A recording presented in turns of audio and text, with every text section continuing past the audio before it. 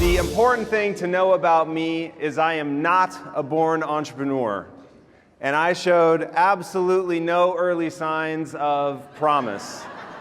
Now, I really wish these were like random one-off photos, but this is actually how I lived and dressed.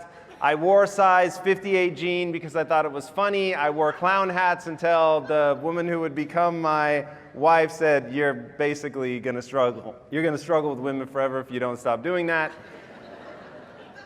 But that was me. And my own mother, who was always my biggest cheerleader, just quietly assumed that I was going to fail. And it was really funny because my mom all but kicked me out of the nest when I was a kid. I wanted to go to college in LA. And right at the last second, I basically panicked, said I didn't want to go. There was virtually nobody else from my class that left. So I grew up in Tacoma, Washington. Only one other kid from my graduating class left the state. Everyone went to a state school, and I thought, that would be amazing. Let me just stay here, what I know, with my friends. And my mom said, absolutely not, and then kicked me out of the nest.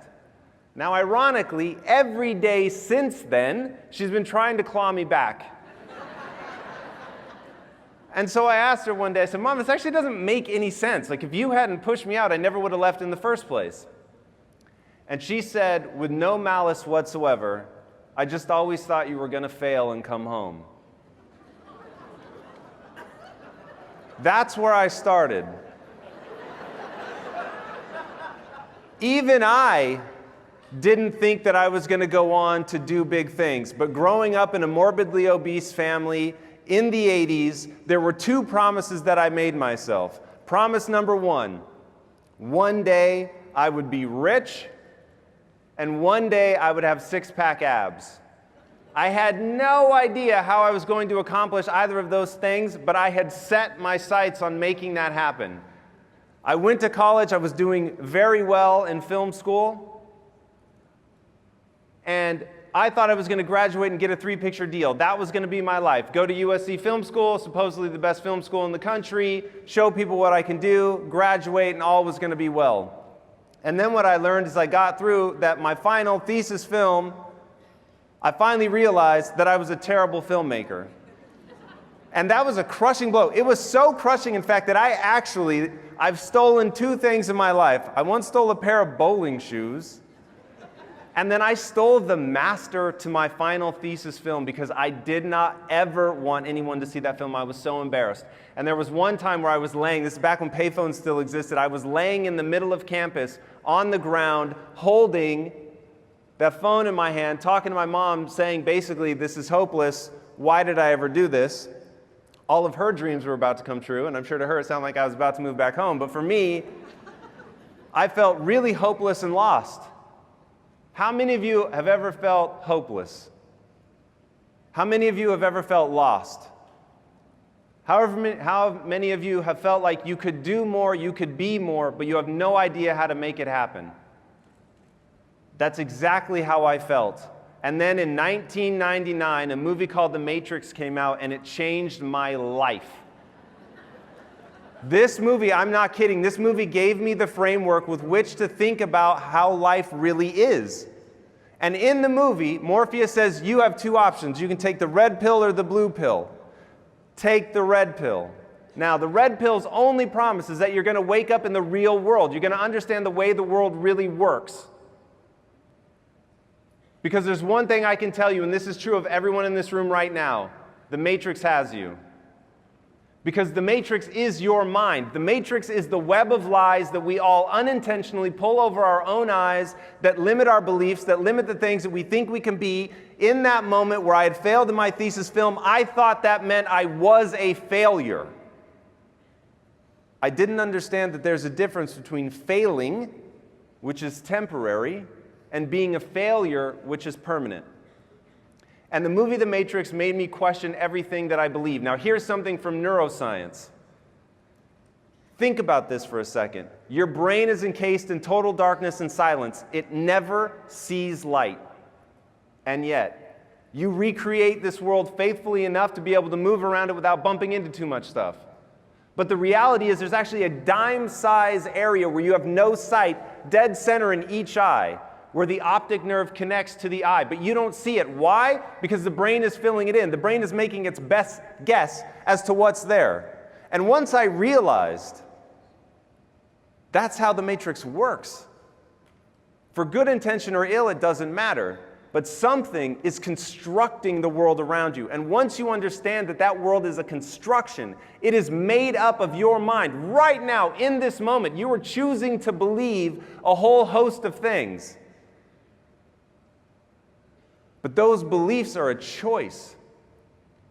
And understanding that those beliefs are a choice will set you free.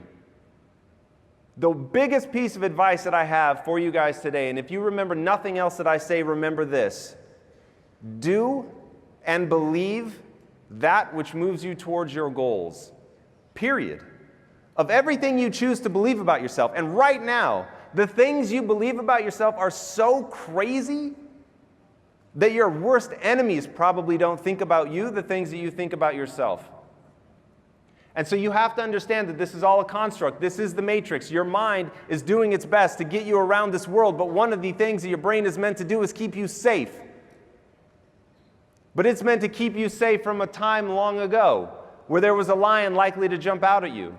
And when you're living in that kind of scenario, being in fear, being less than you could be, being afraid of being ostracized, which meant that you were going to get put out and it was almost certain death. But it's not that way anymore. And we have a chance to construct a life that we want. I got to understand that I could learn Kung Fu.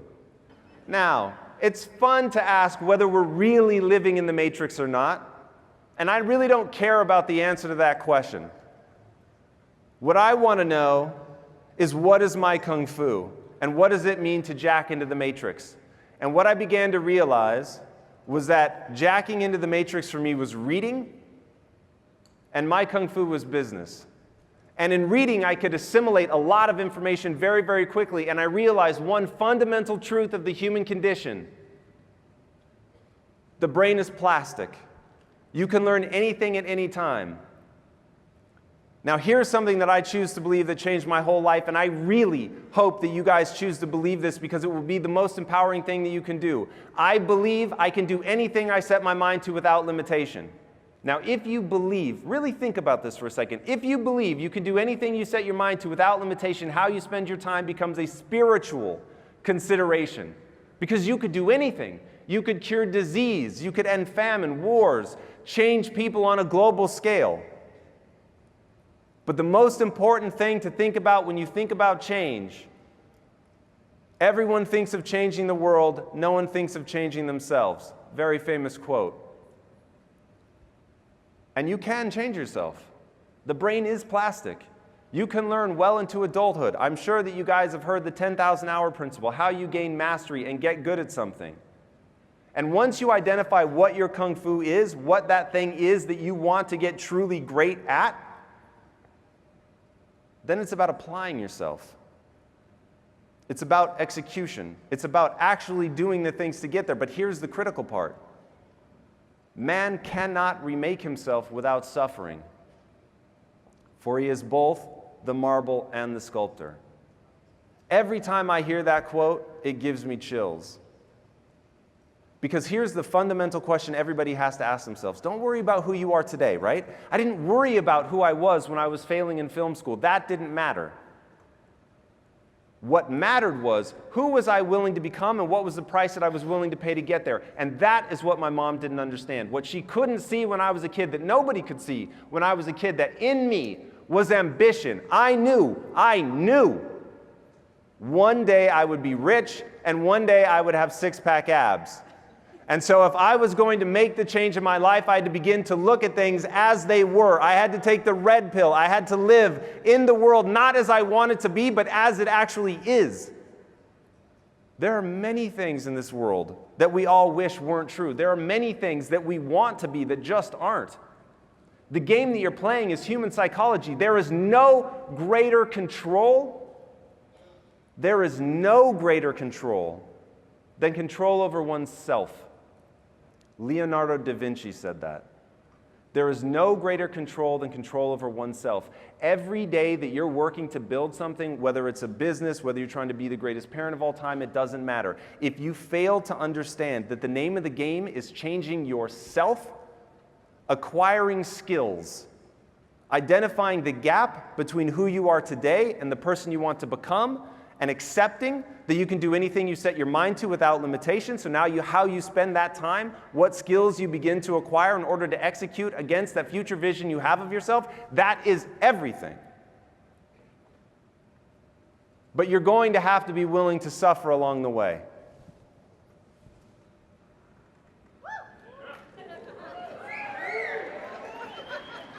There are two ways to get at the mind.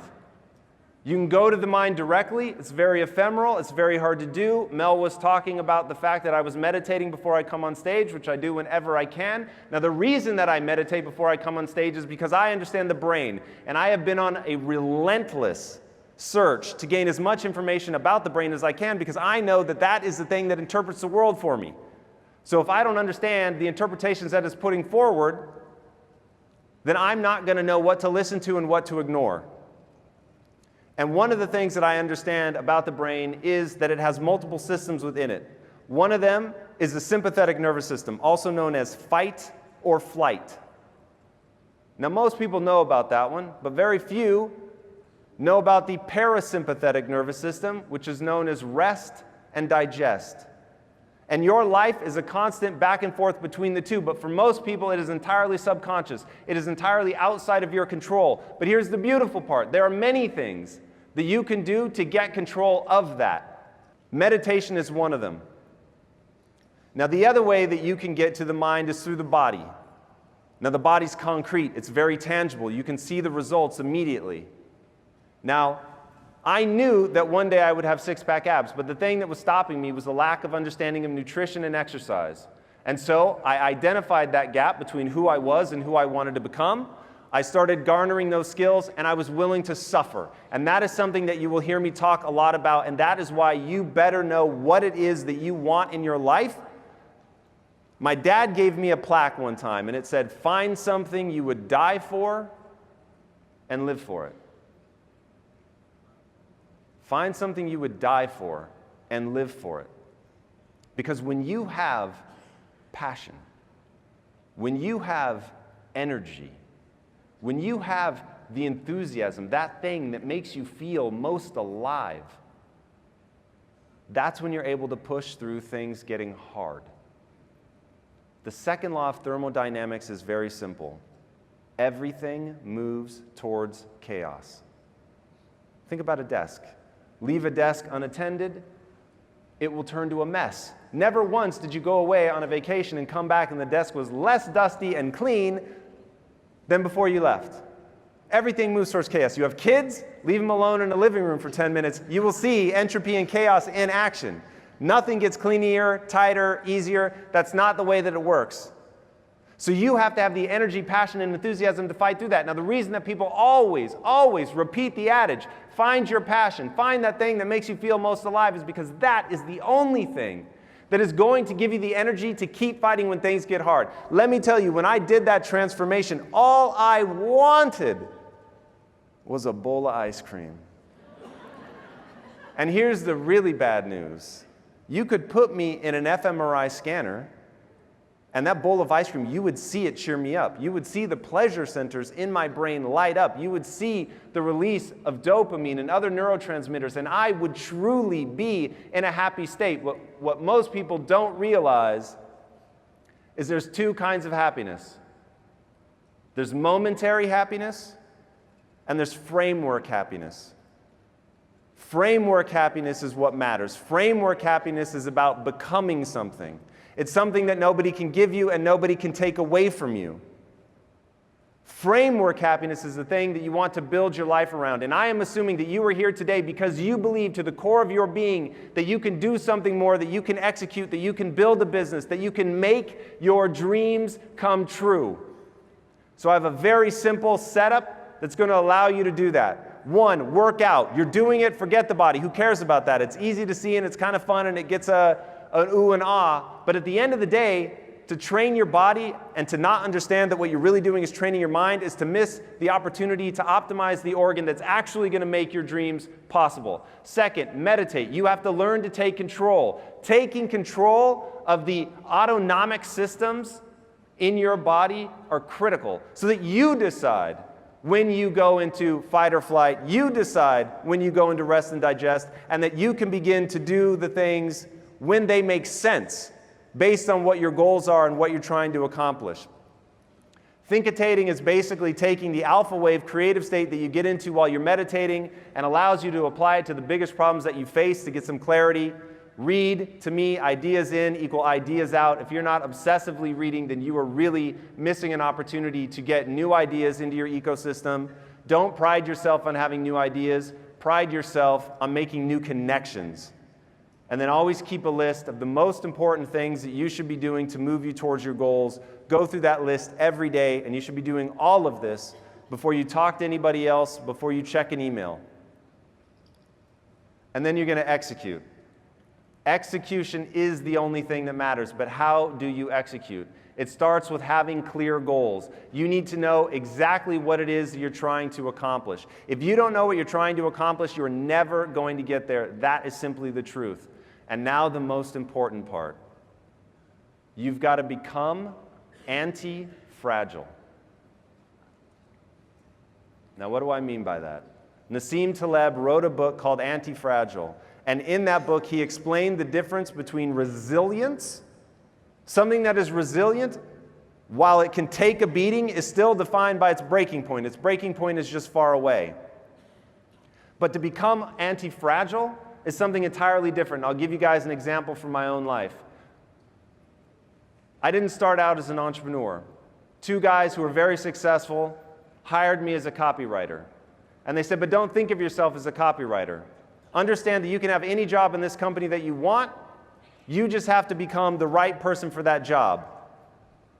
So I knew, okay, between who I am today and who I need to become, there is a gap in skill set. I need to go in and close that gap of skill set. Now, the problem was the thing I didn't see coming, and the thing that most of you are falling victim to right now, and you normally hear about it as ego. Don't let ego get in the way. And I'm here to tell you, ego is your best friend. And if you don't have an ego, the chances of you becoming depressed and potentially suicidal are incredibly high. People need to feel good about themselves. You need to know that you're a badass. That's just the fact of human nature. If you don't feel good about who you are, if you don't feel good about what you're able to contribute, you will forever be less than you could be.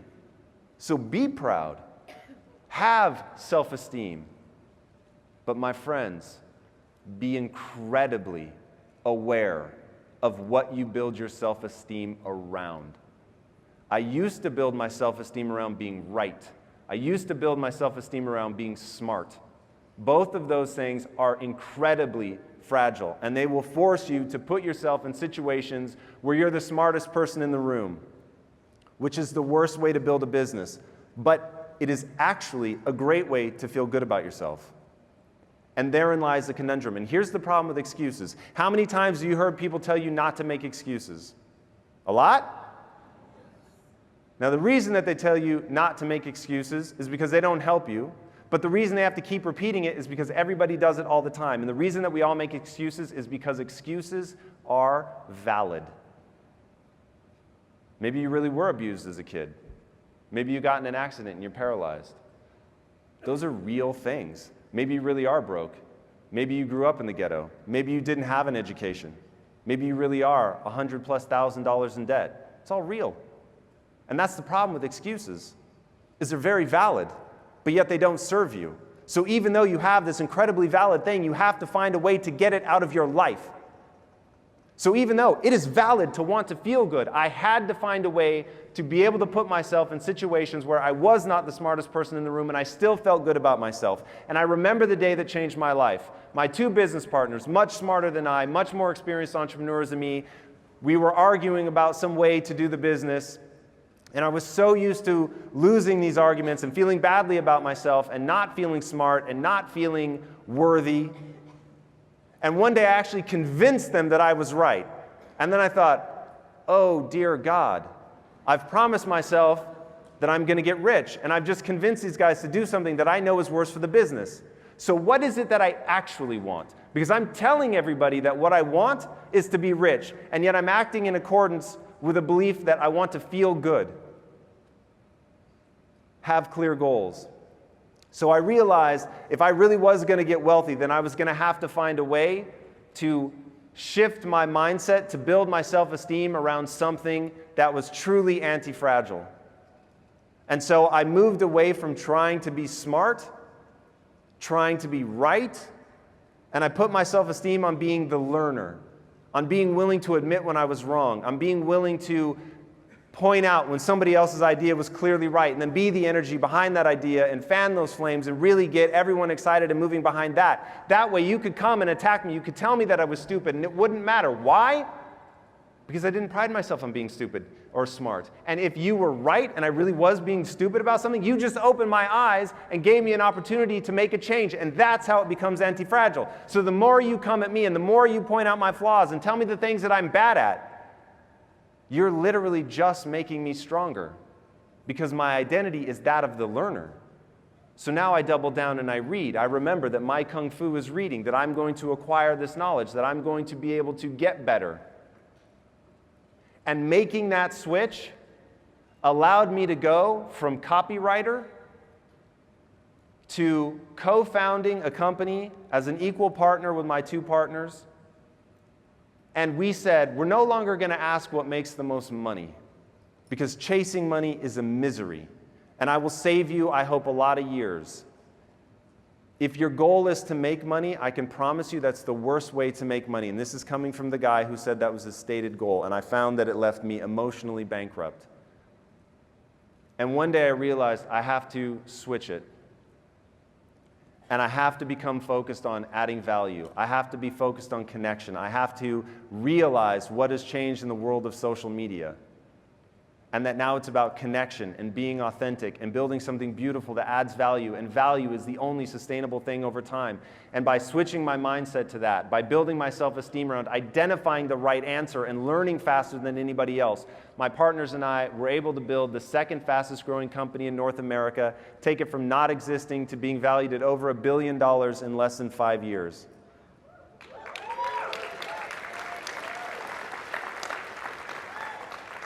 All that from the guy whose mother quietly assumed he was going to fail.